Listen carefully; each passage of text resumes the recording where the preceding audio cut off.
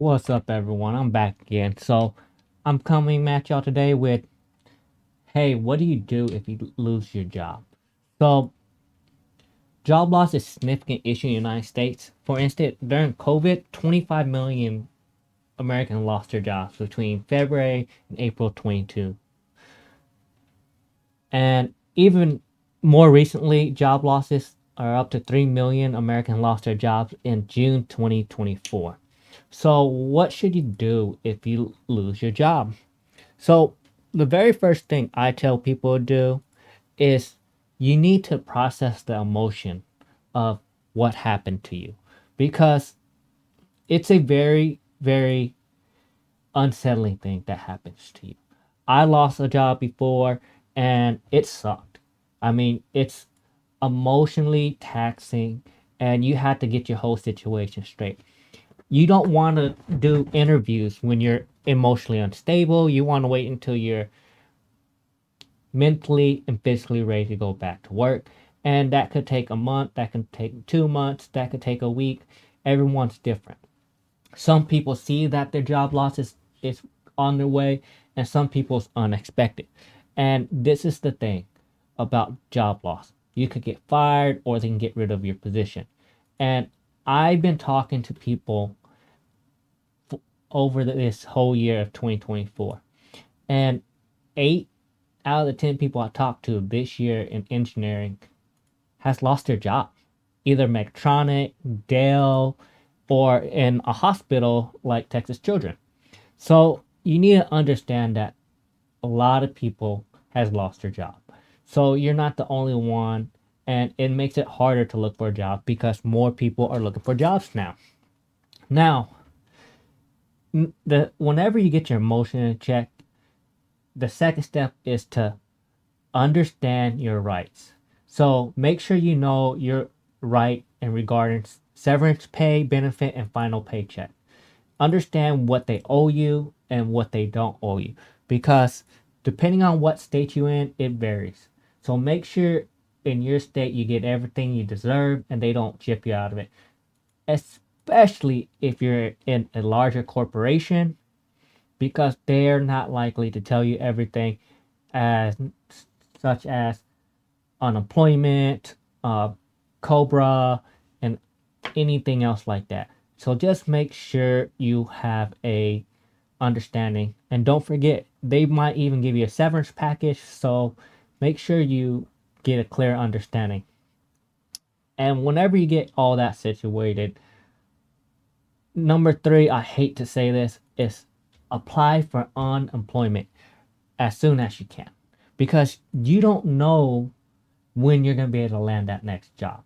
And not everyone can get unemployment because based off how you got fired or if you just got let go of the job position, it matters to that situation.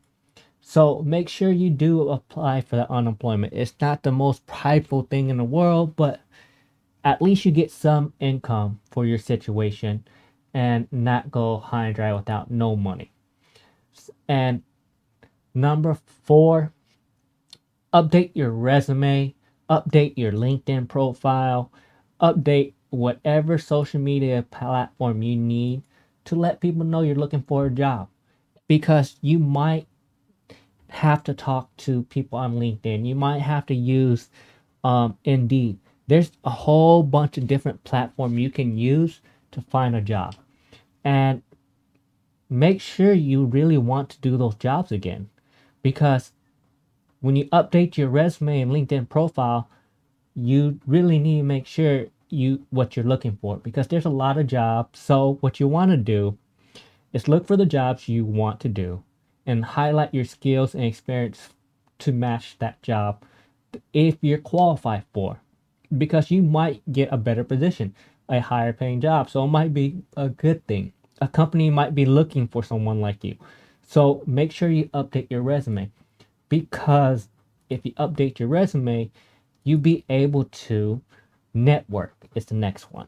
Because then when you network, you can show them, hey, this is my LinkedIn profile, this is my professional profile, and then they'll give you potential leads to jobs because they're like, hey, you're in my network. I know these people are hiring. I know you lost your job.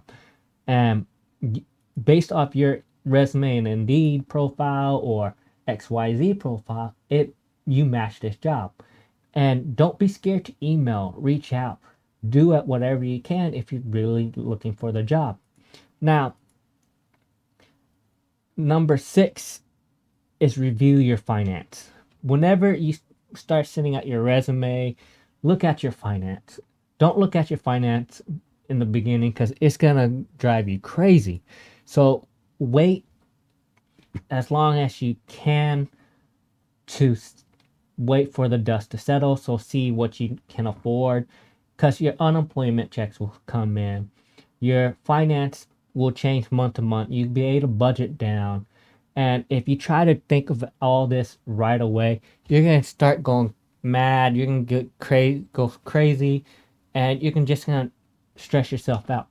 Because if you start worrying about your finance that very first day, you might get a job the next day and then be like, oh well, I'm making more money now. So at least give yourself time before you start looking at your finance. I know a lot of people say, hey, you need to look at your finance right away. Well, it doesn't help if you look at your finance and you start going to the job interviews stressed out and worried about, I need this much money, blah, blah, blah. What you need to do is get yourself in the right situation so you can do your best performance and get all these nuances done, like unemployment, health benefits, your 401k move, all these little things that are annoying to do. You can start doing them while you start applying, because when you're reaching out to people, you're networking, you start getting a better understanding of your finances. And to be honest, that's whenever you say, hey, we can't go on this vacation no more. We can't do this XYZ. You know what? Maybe they gave you a severance package whenever you lost your job.